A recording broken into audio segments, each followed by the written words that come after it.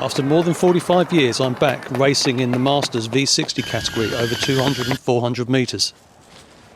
My first big goal is to dip beneath 60 seconds for the 400 metres, and then we'll see where we go from there.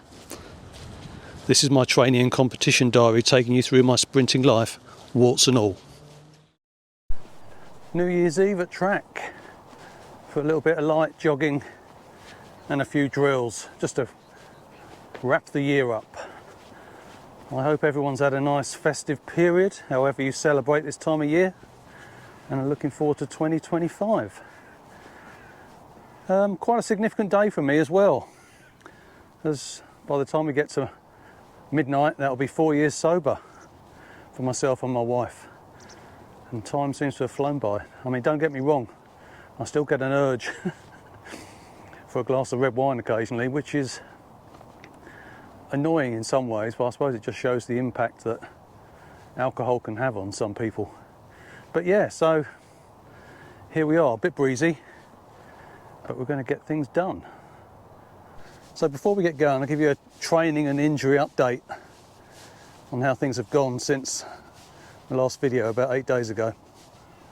So there's been plenty of dog jogging going on with Bailey, which has been nice because it's been chilled and relaxed, even though the weather has been particularly gloomy. The rehab exercises I've been doing daily, but absolutely no speed work at all has been done since I last tuned in.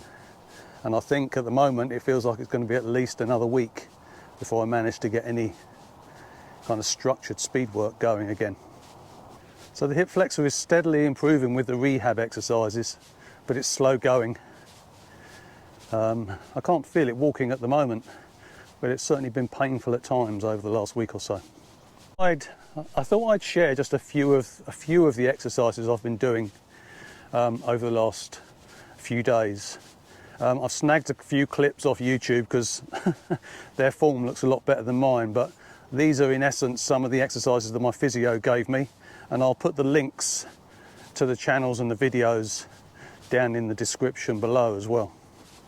So specifically for the hip flexor, I started off with pelvic push-pull isometric, working up to 30 seconds. And when I started doing these, I couldn't even do more than 10 seconds without the pain being too uncomfortable to continue. And I know they look fairly straightforward, but yeah, that kind of gives you an indication of the amount of pain I was in on that right hip. But I've since moved on from there, you'll be glad to hear. So I've moved on to isometric resisted with a loop band. I'll show you a clip on the screen at the moment, and I'm up to about 20 seconds per resistance session. I need to get up to 5 times 30 seconds really pain-free, and even 20 seconds is stirring things up a little bit in that right hip. That gives you again an idea of how I'm building. I've got a medium strength band now. I've moved through the lightweight band, so again, progress is coming on. I've also been doing these dead bug type exercises with a fitness ball, which look pretty straightforward, but they certainly work the core area a lot. And again, I feel that they're helping out a lot in terms of that kind of helping with the stability around that kind of area around the trunk. The final two clips are the work I continue to do on the hamstring area to keep strengthening that. So first up, and I've spoken about both of these before, is the single leg raised bridge, which is an absolute bloody killer, but really helps in terms of strengthening that posterior chain and the top of that hamstring where I had that tendinopathy at that time. And then the second one, which I do straight after, is a single leg kettlebell deadlift, which again I'll show you on screen now. And again, that just works that whole area and is good for my balance as well, which can only be improved. And as it deteriorates as you get older, I need to keep doing work like that as well. So yeah, that's just a taster of some of the exercises I've been doing as part of this rehab program for this hip flexor. If you're interested. If you're not, I'm sure you've probably turned off by now. Anyway, I need to get this session done. I'm going to do some light jogging, as I said, and a few drills. And then I'll wrap up at the end for the year. Speak to you soon.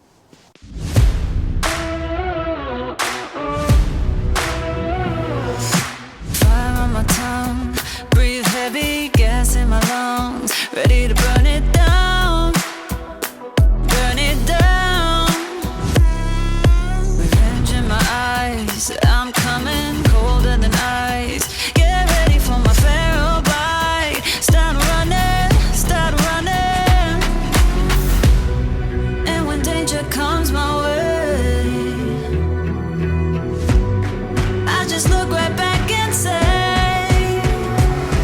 Come get it.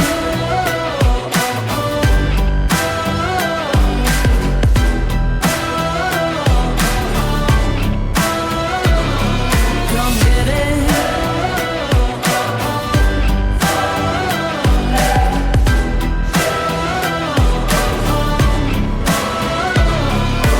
You can't hurt me, I'm invincible. You can't find me undetectable. You can't catch me unpredictable.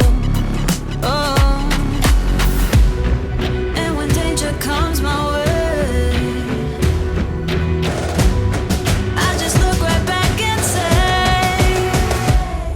come get it.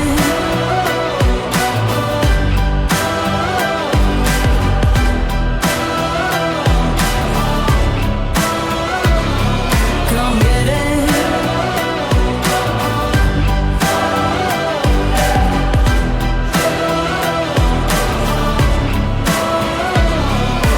You can't hurt me, I'm invincible. You can't find me undetectable. You can't catch me unpredictable.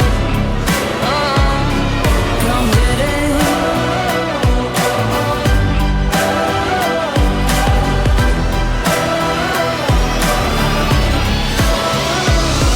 Come get it.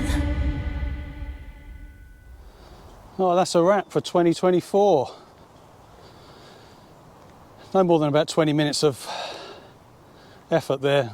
Bit of jogging, a few drills, a few steps over the hurdles, and still feel that right hip. Just 4 really easy strides at the end there. Hopefully next week we'll be able to do something a bit more structured. And hopefully next week I'll be able to talk to you a bit more in depth about training plans for early 2025. I'm talking to a local club that's strong in the sprint space, because I feel I need a bit more support and coaching, I think. And also I'm investigating training maybe a couple of nights a week down at Lee Valley with another group of masters sprinters, which is an exciting opportunity. It's just a pain in the arse to get home from there late in the evening. But so yeah, that's where we're at. A wrap for the year. I'm really pleased I've come back to sprinting this year. I don't have any regrets, even though I've had niggles on and off the whole time. Felt like I was making some real training progress through October, November. So that'll soon come back once this issue clears up. So yeah, wishing you all a happy new year. Please leave any comments below if you've got anything you want to say or ask. And I will see you throughout 2025 on a regular basis. Bye for now.